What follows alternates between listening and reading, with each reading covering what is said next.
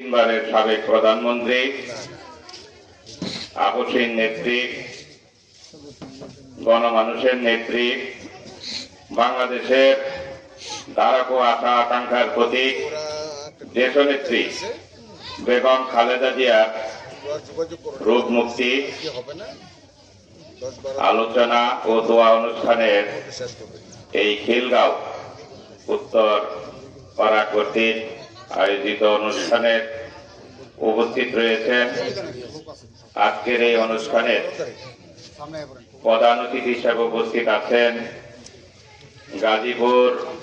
লা ইলাহা